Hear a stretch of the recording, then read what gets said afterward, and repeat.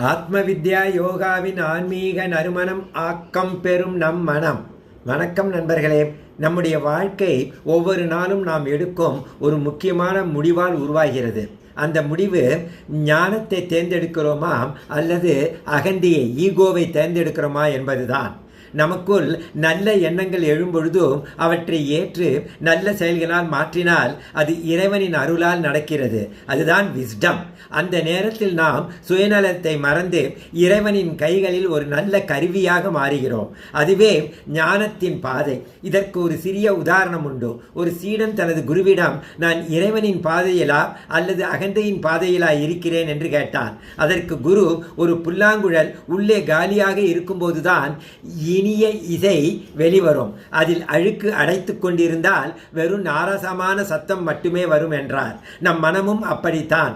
நாம் மனதை தூய்மைப்படுத்தி ஆரோக்கியமான பழக்கங்களை பின்பற்றி ஆன்மீக பயிற்சிகளை செய்து குடும்பத்தின் முன்னேற்றத்திற்கும் சமுதாயத்தின் நலத்திற்கும் பிரார்த்தனை செய்தால் இறைவனின் அருள் நம் வழியாக வெளிப்படும்.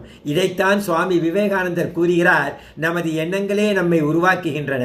எனவே நாம் என்ன நினைக்கிறோம் என்பதில் கவனமாக இருக்க வேண்டும். ஆனால் சுயநலம், கோபம், பொறாமை போன்ற தீய எண்ணங்களுக்கு இடம் கொடுத்து நமக்கோ பிறருக்கோ துன்பம் தரும் செயல்களில் ஈடுபட்டால் அகந்தை, ஈகோ நம்மை வழிநடத்த தொடங்குகிறது. அகந்தை தெளிவையும் ஞானத்தையும் உண்மையான அமைதியையும் அழிக்கிறது. எனவே எப்போதும் நினைவு கொள்ளுங்கள், உங்கள் வாழ்க்கை என்ற வாகனத்தின் ஸ்டேரிங் உங்கள் கைகளில் தான் இருக்கிறது.